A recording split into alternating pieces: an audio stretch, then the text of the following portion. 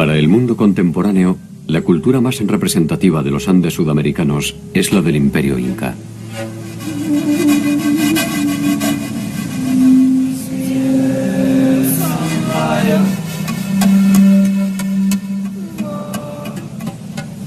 Sin embargo, la historia imperial de los incas representa apenas un siglo.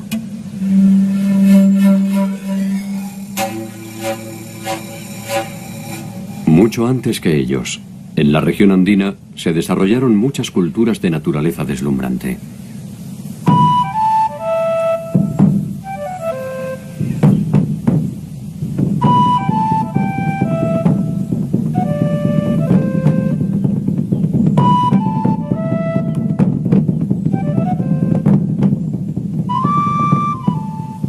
Conocer este mundo preincaico es una aventura siempre inquietante.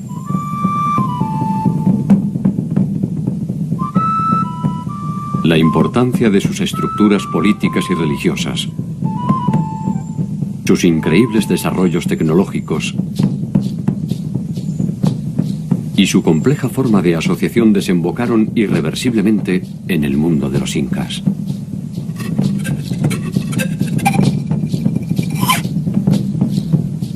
Ciudades milenarias, recintos funerarios escondidos, dioses latentes y sueños incumplidos se reproducen a lo largo y a lo ancho del territorio andino, como muestra de un modelo inédito de convivencia que puede proyectarse hasta nuestro presente.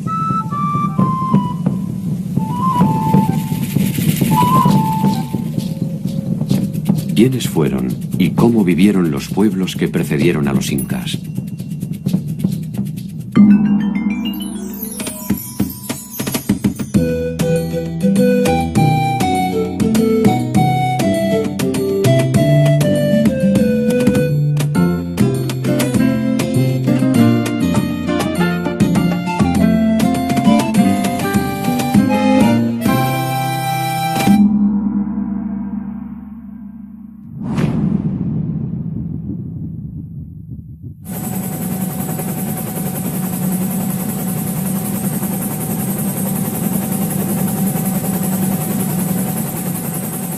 En el inicio de la invasión española al territorio del Estado incaico, estos poseían un control hegemónico de su territorio desde la costa a la sierra y desde Colombia hasta Chile y Argentina.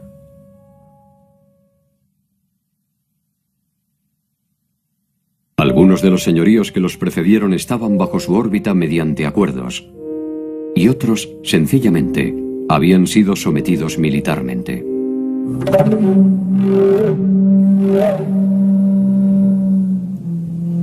El mundo andino, sin embargo, ya había conocido formas de organización imperial menos extensas, pero igualmente efectivas.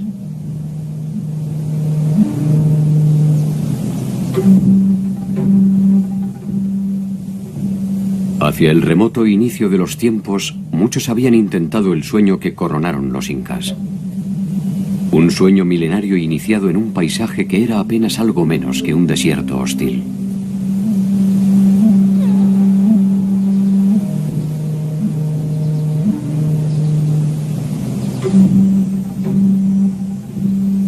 Resulta difícil pensar que allí germinaron las raíces de civilizaciones deslumbrantes.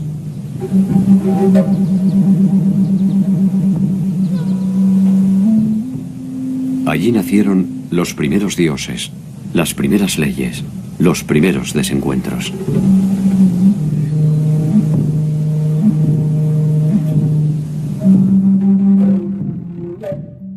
Hasta hace poco tiempo, Egipto, Mesopotamia, China e India eran consideradas por su antigüedad y complejidad como las únicas civilizaciones madres de la humanidad.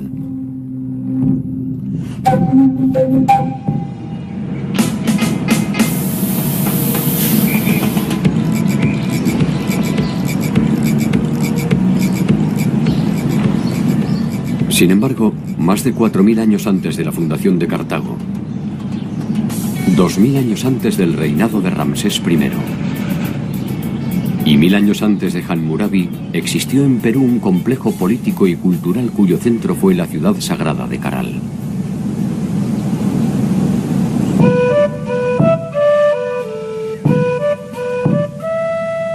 El paso del tiempo ha dejado escasas huellas de la gran ciudad.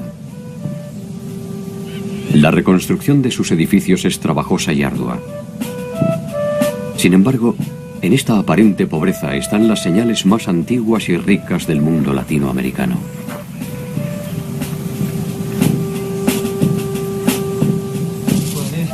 Entender qué nos dice este rastro de polvo es empezar a comprender la complejidad de nuestro tiempo.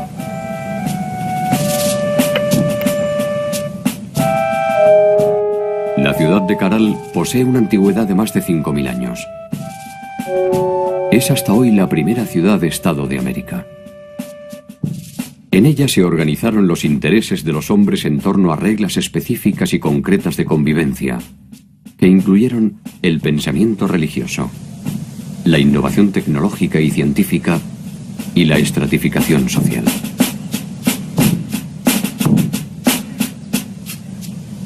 La incógnita en torno a Caral fue revelada por el equipo de arqueólogos de la Universidad de San Marcos, conducido por Ruth Sadi. Caral era un sitio arqueológico conocido por varias décadas ya.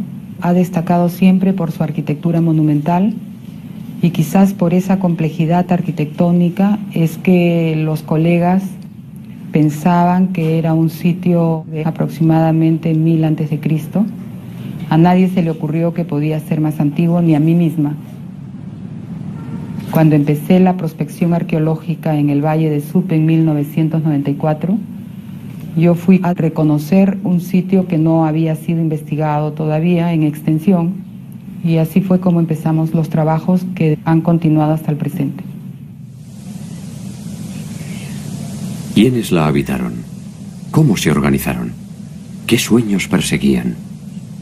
¿Qué pesadillas los alcanzaron?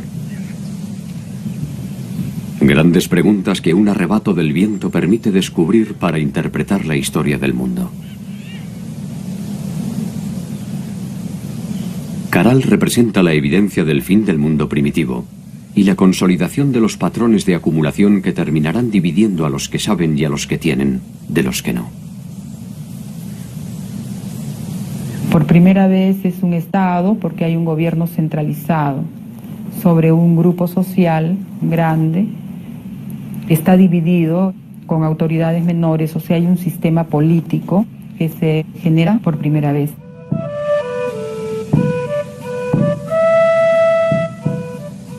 Extendida sobre una superficie de 50 hectáreas, posee 32 conjuntos arquitectónicos entre los que se encuentran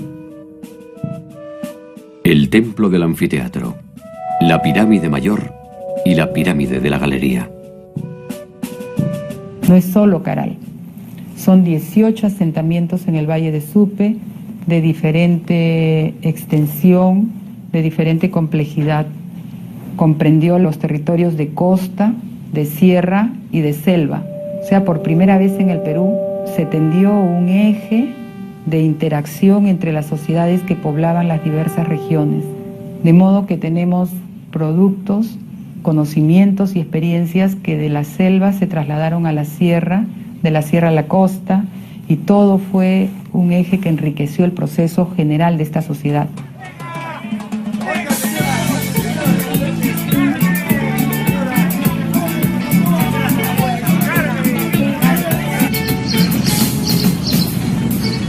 Esta primera experiencia de convivencia entre los distintos ecosistemas se proyectará en el tiempo. Así, cada uno de los grandes estados andinos establecerá esta relación armónica entre el mar y la sierra.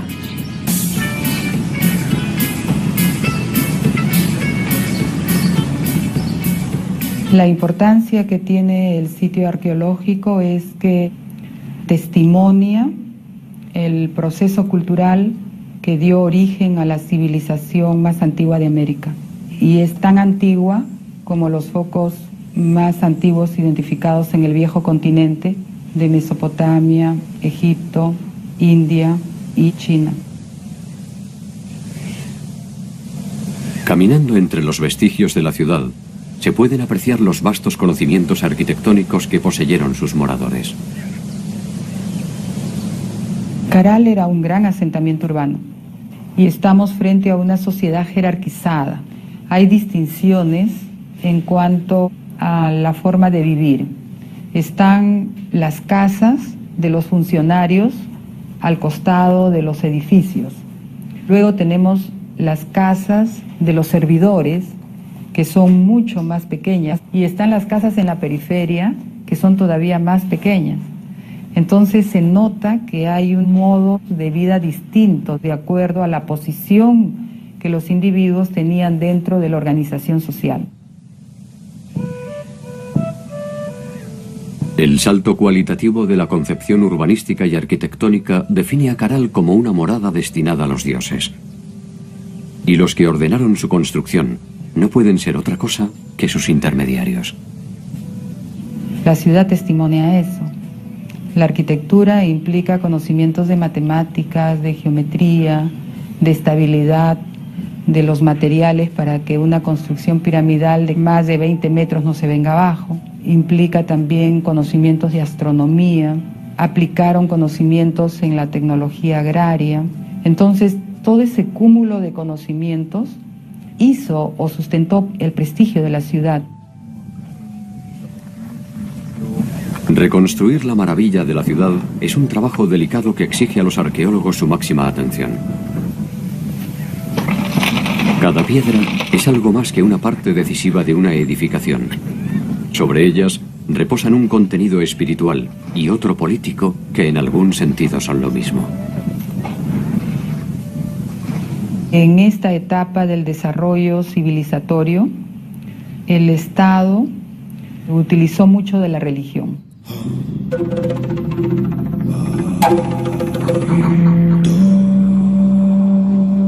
Es la religión la que sirvió para coercionar a la sociedad. Si no cumples con el trabajo que tienes que dar en tal fecha a tal dios, entonces te va a ir mal. El miedo ha sido la herramienta sobre la cual se edificaron la mayor parte de las sociedades madres.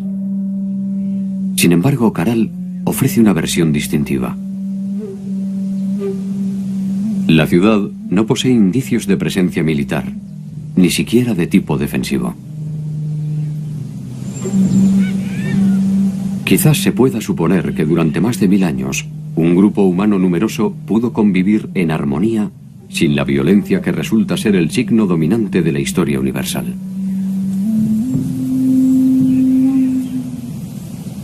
Si esto fue posible, Caral no es solo un descubrimiento, también es una esperanza.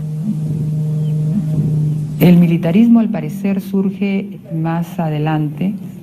En esta etapa primera del desarrollo de la sociedad, el Estado representa frente a los dioses a los hombres, sigue siendo humano. Posteriormente, con el señor de Zipán, el Estado o los gobernantes son divinos. De alguna manera se puede deducir que el tiempo de los dioses fue un tiempo de paz. La hora de los hombres iniciaba su cuenta regresiva. La ciudad fue la primera víctima de estos nuevos tiempos. La ciudad de Caral fue ocupada de modo ininterrumpido hasta los 1000 años y luego de eso la ciudad fue abandonada definitivamente. Nosotros trabajamos la hipótesis de que se formaron otros polos de desarrollo en otras partes del territorio del Perú. Otras sociedades que habían estado participando sin ser el centro empezaron a desarrollar también modelos de vida civilizada, tanto en el norte como en el sur, y generaron otros focos que incorporaron otras sociedades, y eso es lo que creo yo reemplazó en prestigio a Caral progresivamente. Caral es el descubrimiento más trascendente de la arqueología reciente. Es allí donde se encuentra la matriz del mundo andino. El primer eslabón de una serie de culturas que terminarán desembocando en el célebre Estado Inca. Una cadena que exige detenernos en una serie de culturas que nos darán el ADN definitivo de un tiempo tan majestuoso como inusual.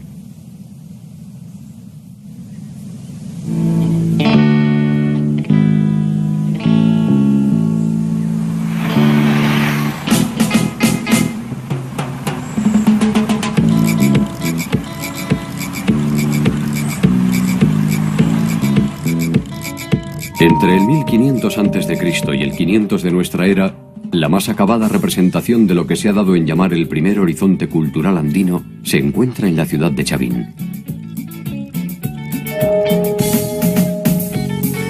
Desde la sierra norte del Perú en la provincia de Huari y hasta más allá del territorio actual de Ecuador, la cultura chavín estableció su área de influencia y predominio.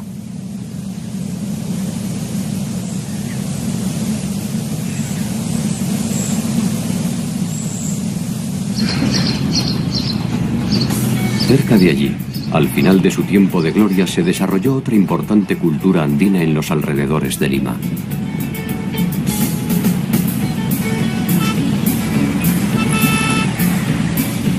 Lima es en la actualidad la capital del Perú. Los conquistadores españoles la llamaron la Ciudad de los Reyes y establecieron allí la sede del gobierno colonial.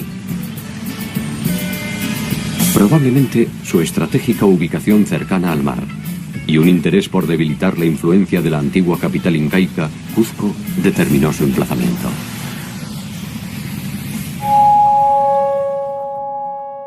Entre el año 200 y el 700 de nuestra era, en torno a los valles limítrofes a los ríos Rímac, Chillón y Lurín, se desarrolló la cultura lima. Allí se combinaron los patrones clásicos de las sociedades andinas: la siembra, las obras hidráulicas, la construcción de caminos, el intercambio y la pesca. Muchos de los vestigios concretos y espirituales de los Lima se revelan hoy a orillas del mar en el adoratorio de Pachacamac. Pachacamac está vinculado con toda la mitología costeña y fue un centro de peregrinaje y de devoción muy importante. Y los incas lo mantuvieron y le dieron la debida importancia, a tal punto de que había un Amchayhuasi en Pachacamac, una suerte de monasterio de religiosas, el culto al sol y el culto a las divinidades incas. Fue un centro religioso importante para ellos. Los incas entienden la trascendencia del adoratorio y lo incorporan como centro de peregrinación y no tardan en acordar con los curacas locales la construcción de nuevos edificios.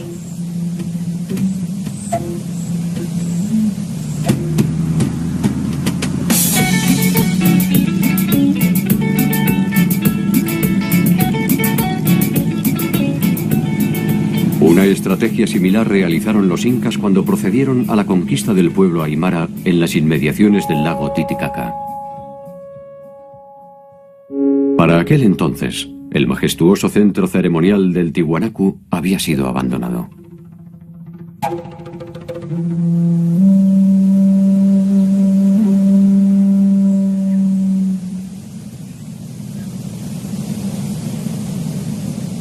Sobre sus paredes se encuentran 157 cabezas enclavadas que representan una diversidad de etnias que resulta decididamente desconcertante.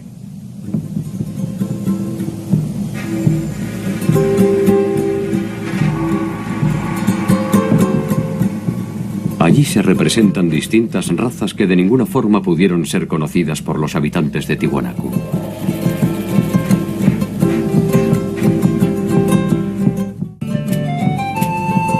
La Puerta del Sol nos está mostrando un complejo calendario, un calendario de carácter solar, lunar y a la vez agrícola.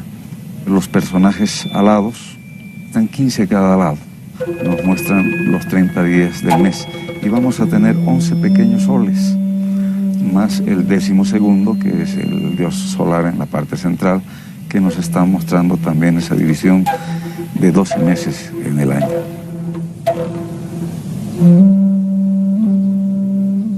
A 1000 metros del lugar se encuentra el área del Pumapunku, cuya estructura inicial fue elegida por los incas para sus ceremonias, banquetes y celebraciones. En esta área podemos encontrar trabajos de lo que ha sido el manejo de la piedra. Bloques de más de 180 toneladas de peso que fueron trasladadas desde la serranía que tenemos allá donde están las canteras, donde se extraía los bloques de piedra para la edificación de estos templos.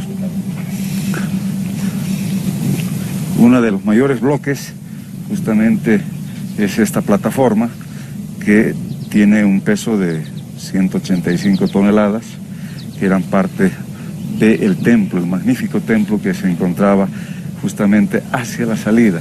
Al fondo se puede apreciar la montaña del Illimani, uno de los principales apus protectores de este sitio.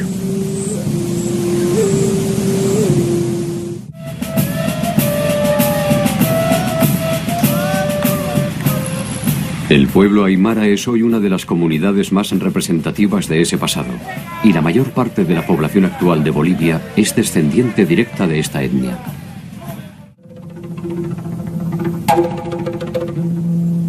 Hacia finales del primer milenio, como tantas otras ciudades andinas, Tiwanaku es abandonada.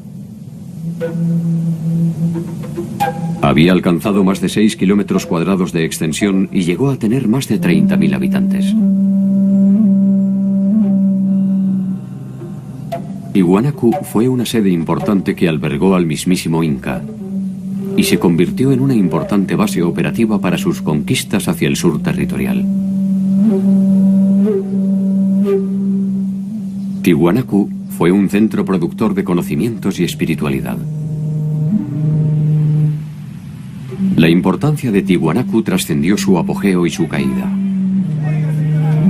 Quedan por descifrar muchos eventos que aún carecen de nombre propio. La cultura, la lengua, la religión y algunas hazañas cercanas de su pueblo se han negado a sucumbir.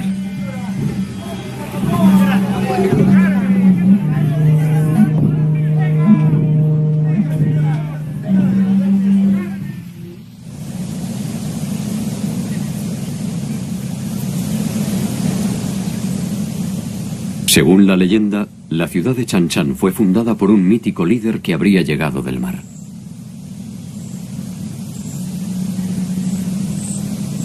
Su nombre fue Taikánamo. Con él se inicia la historia de los aguerridos Chimú, quienes ejercieron su vasta influencia territorial entre el 1100 y el 1450 de nuestra era, a lo largo de 1000 kilómetros de costa por más de 50 kilómetros tierra adentro.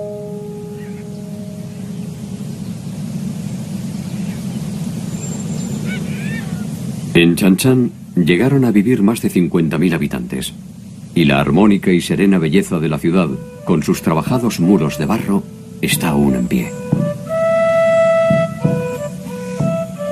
Los chimús protegieron específicamente sus conquistas agrarias y no dudaron en ejercer su poderío militar para asegurarse el control de los cauces de agua que garantizaban la siembra.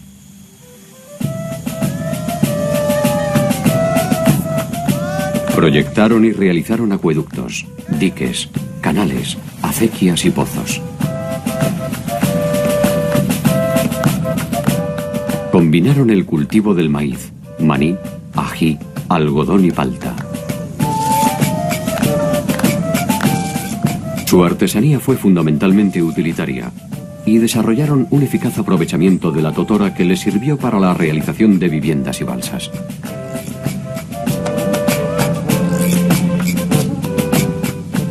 Su tecnología marítima es visible aún en muchos pueblos de pescadores.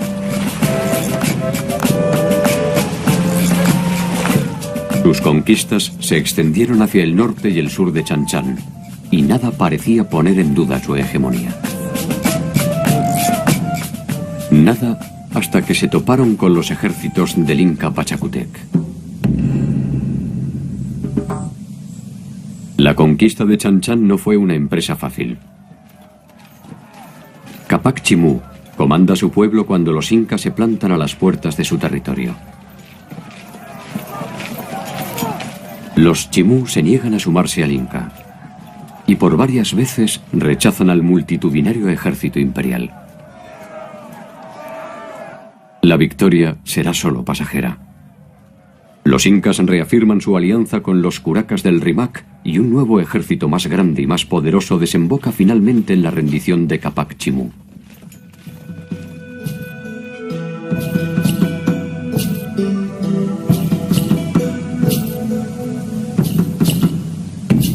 Sus líderes son desterrados y sus tierras se reparten entre los aliados incas.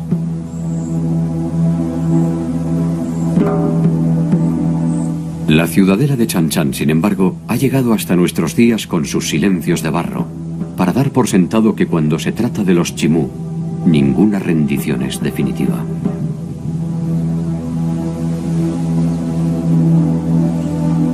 El control territorial y espiritual del mundo andino se mantuvo por más de 5.000 años asentado en diferentes pueblos.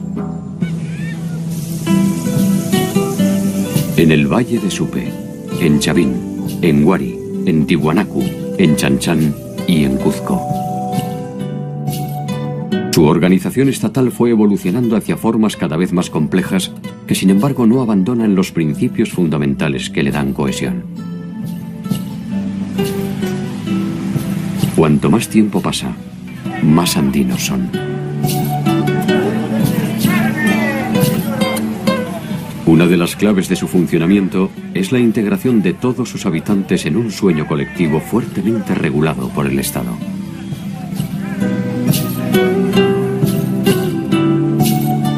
Uno de esos sueños, entre el año 100 y el 600 después de Cristo, se manifestó en una compleja y elevada organización sociopolítica identificada como cultura moche o mochica. En la cultura moche o mochica surge y se desarrolla en un territorio de cerca de 700 kilómetros que cubren gran parte de los valles de la costa norte del Perú. Los mochicas comienzan a surgir aproximadamente en los primeros años de la era cristiana y terminan, suponemos, alrededor del siglo VI o VII de nuestra era. Un largo periodo en el cual desarrollaron una extraordinaria cultura sustentada por la irrigación del desierto.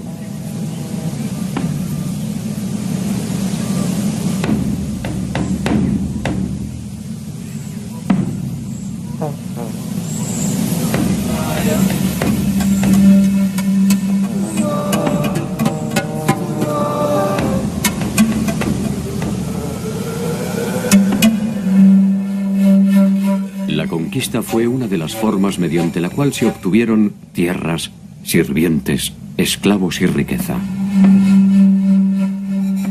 Pero sería a partir de su producción artística donde los mochicas obtendrían la eternidad que no le aseguraron las armas.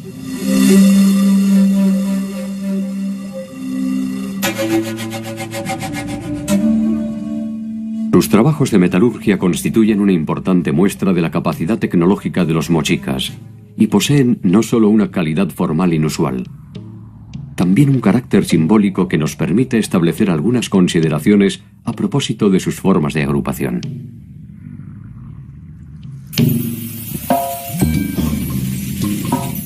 La presencia de una fuerte ornamentación en la representación de sus señores es el indicio de una sociedad jerarquizada que monopoliza no solo las decisiones políticas y militares. Es también la base desde la cual puede presumirse el carácter sagrado de sus gobernantes.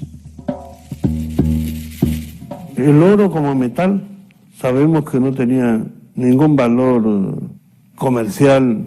El oro estaba reservado exclusivamente para los ornamentos de los soberanos. Cuando muere un personaje importante que tiene algún adorno de oro, se va con él a la tumba porque nadie puede usarlo. El concepto de uso de cualquier vestimenta, de cualquier atuendo, está muy asociado a las personas. Y además, estos ornamentos debían acompañarlo para la vida en el inframundo, donde tenía que seguir ejerciendo sus mismos roles y sus mismas funciones.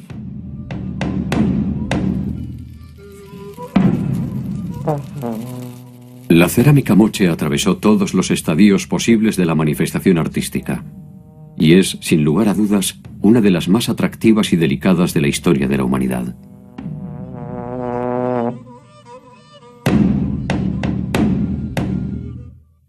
Desde los motivos abstractos primitivos hasta sus sofisticadas secuencias narrativas. Desde sus temáticas bélicas hasta las eróticas, en cada uno de los casos puede verse la cualidad de sus artesanos y la afirmación y personalidad de una cultura.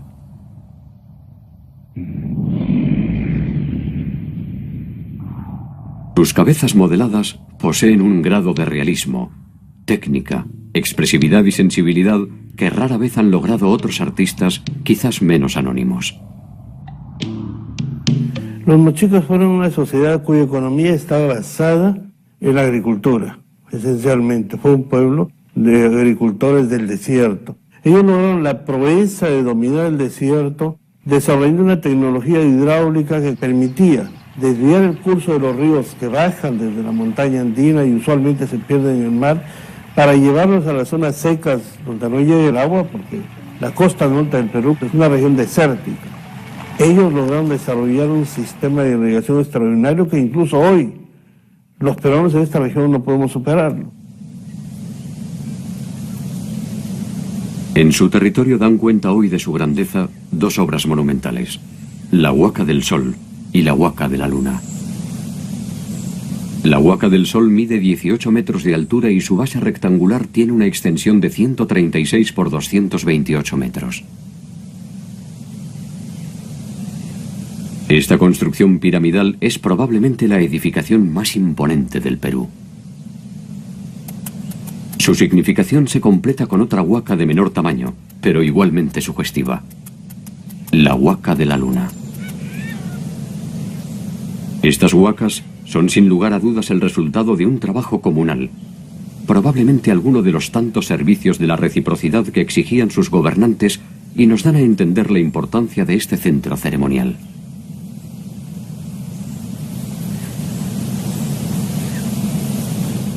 Muchos de los misterios de esta cultura guerrera han comenzado a revelarse a partir de un descubrimiento sorprendente: la cámara funeraria del señor de Sipán. Las tumbas de Sipán fueron descubiertas a raíz del inicio de un saqueo en el monumento de Sipán. Se descubre una tumba con algunos objetos de oro y se desata una verdadera fiebre de oro en el pueblo. Iniciamos inmediatamente un trabajo de rescate arqueológico en una situación muy dramática que forma parte de toda la historia de esta excavación. Logramos detener el saqueo. En el año 87 iniciamos el trabajo de excavación que nos condujo algunas semanas más tarde a uno de los descubrimientos arqueológicos más importantes del antiguo Perú, la tumba del señor de Sipán. Lo importante de este descubrimiento es que por primera vez se logra presentar al mundo la tumba intacta, excavada científicamente, de un soberano del antiguo Perú. Este sepulcro ofreció una serie de revelaciones que permitieron establecer un cuadro más acabado de la organización mochica a partir de la riqueza de sus múltiples significados. Cuando encontramos la tumba de este personaje, nos dimos cuenta inmediatamente por la variedad y por la forma de los atuendos, los emblemas, que estamos frente a uno de los hombres más importantes de su tiempo. Usualmente los arqueólogos tenemos una nomenclatura muy típica para esas tumbas, tumba 1, tumba 2. Nosotros fuimos un poco a la idea de no solamente rescatar objetos arqueológicos, sino también la presencia humana y el espíritu de un pueblo. No podíamos llamarles tumba 1. Y lógicamente no sabíamos el nombre verdadero de este personaje. Pero reflexionando sobre las características de la organización mochica como señorío y el nombre del pueblo de Sipán, lo llamamos la tumba del señor de Sipán.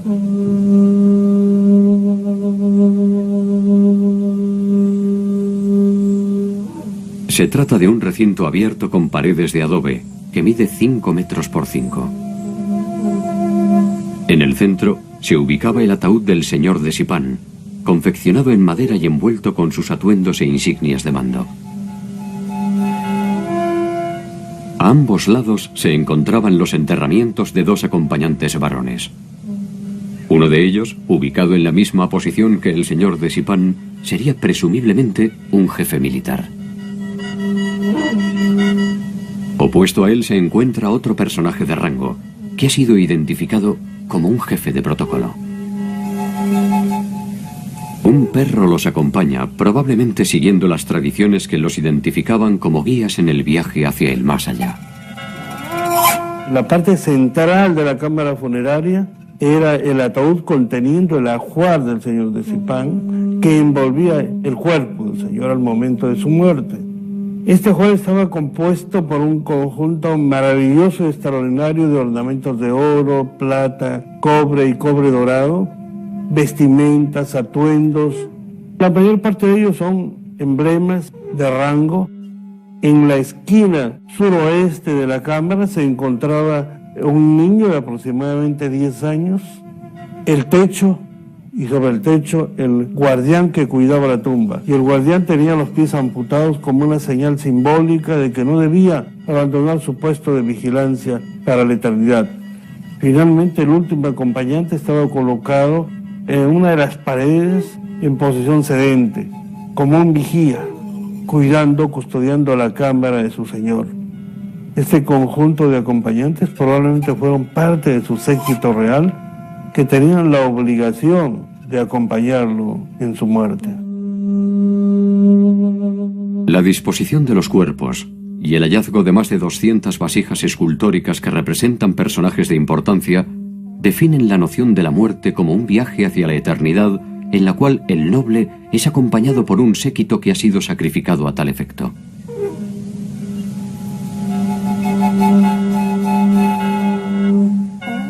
Los expertos han determinado, pese al delicado estado de sus restos, que su edad oscilaría entre los 45 y 55 años. Probablemente haya sufrido una incipiente artrosis en su columna vertebral. Los estudios no pueden determinar la causa de su muerte, pero se ha descartado que ésta se haya producido de forma violenta. En Zipán se han registrado un total de 13 tumbas que pertenecen a diversas épocas y a la compleja jerarquía de los gobernantes mochicas. En la cúspide estaba el señor de Zipán con una autoridad triple, militar, política y civil.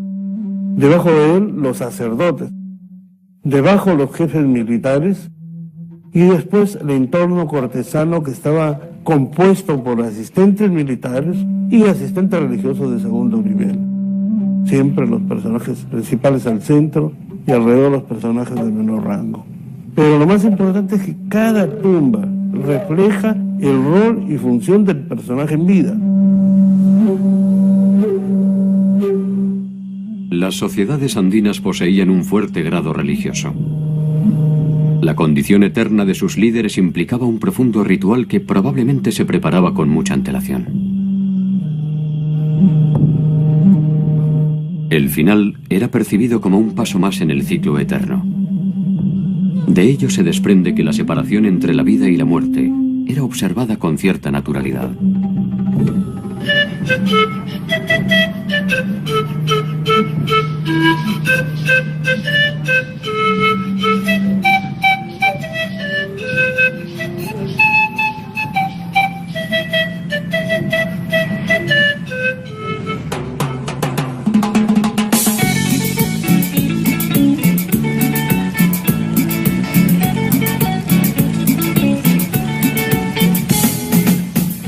La vida y la muerte, los dioses y los hombres, la siembra y la cosecha. La dualidad del ser andino permite explicar el mundo mediante opuestos que forman una sola entidad. La maravilla de los Andes no reside en los extraordinarios conocimientos de navegación de los chinchas, ni en las deslumbrantes huacas del sol y de la luna.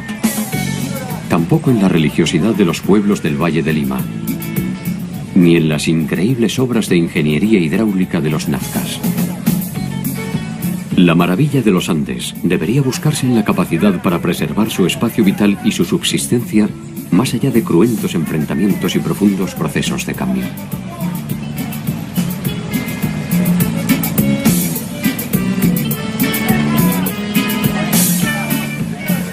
Quizás sin saberlo, seguimos esas mismas huellas que nos ofrecen la oportunidad de protagonizar una nueva realidad.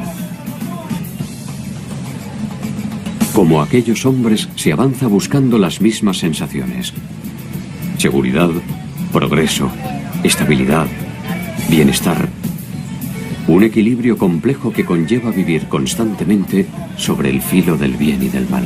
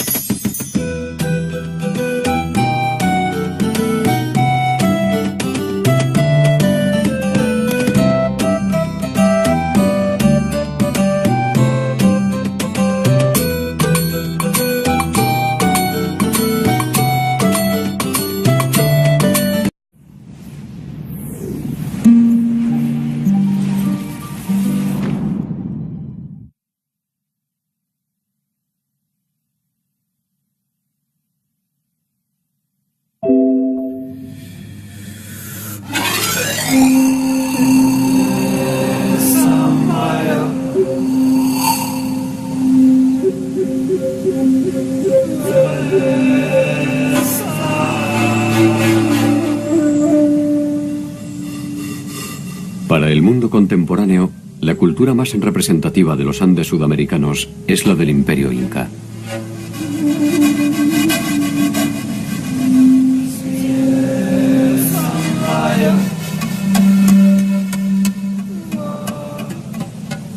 Sin embargo, la historia imperial de los incas representa apenas un siglo.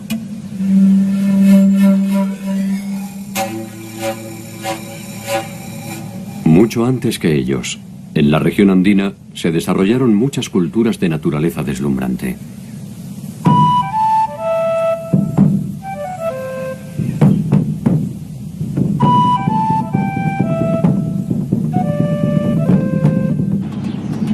Dos 2000 años antes del reinado de Ramsés I y 1000 años antes de Hammurabi, existió en Perú un complejo político y cultural cuyo centro fue la ciudad sagrada de Caral.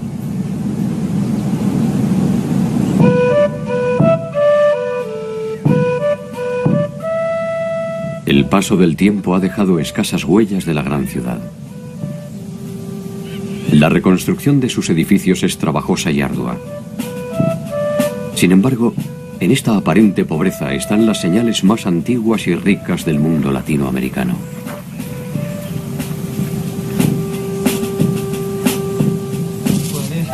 Entender qué nos dice este rastro de polvo es empezar a comprender la complejidad de nuestro tiempo.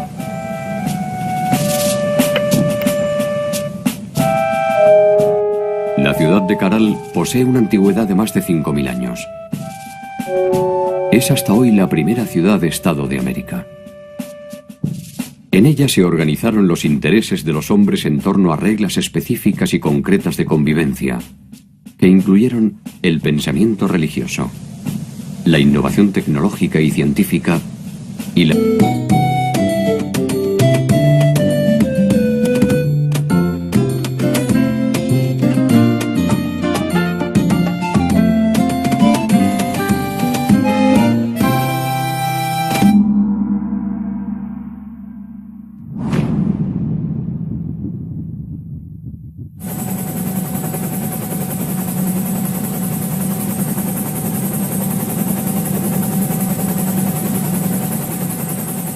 En el inicio de la invasión española al territorio del Estado incaico, estos poseían un control hegemónico de su territorio desde la costa a la sierra y desde Colombia hasta Chile y Argentina.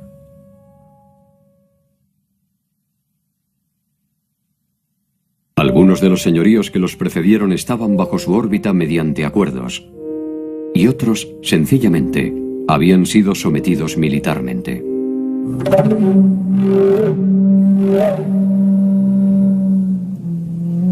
El mundo andino, sin embargo, ya había conocido formas de organización imperial menos extensas, pero igualmente efectivas.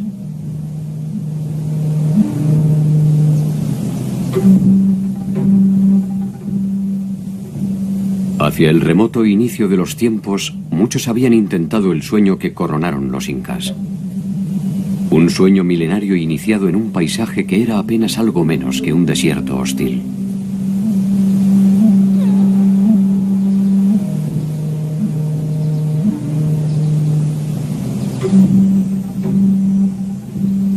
Resulta difícil pensar que allí germinaron las raíces de civilizaciones deslumbrantes.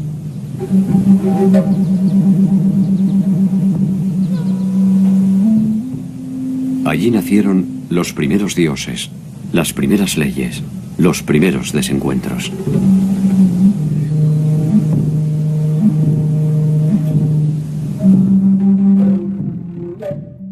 Hasta hace poco tiempo, Egipto, Mesopotamia, China e India eran consideradas por su antigüedad y complejidad como las únicas civilizaciones madres de la humanidad.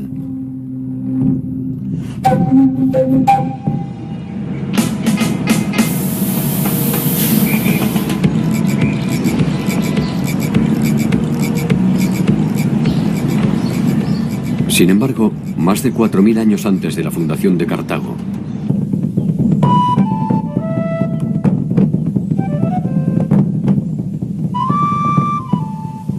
conocer este mundo preincaico es una aventura siempre inquietante.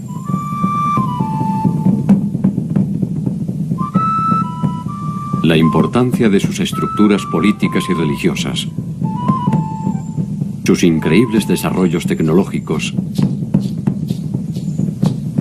y su compleja forma de asociación desembocaron irreversiblemente en el mundo de los incas.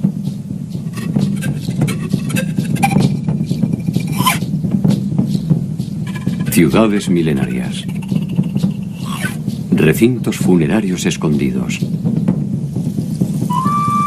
dioses latentes y sueños incumplidos se reproducen a lo largo y a lo ancho del territorio andino, como muestra de un modelo inédito de convivencia que puede proyectarse hasta nuestro presente.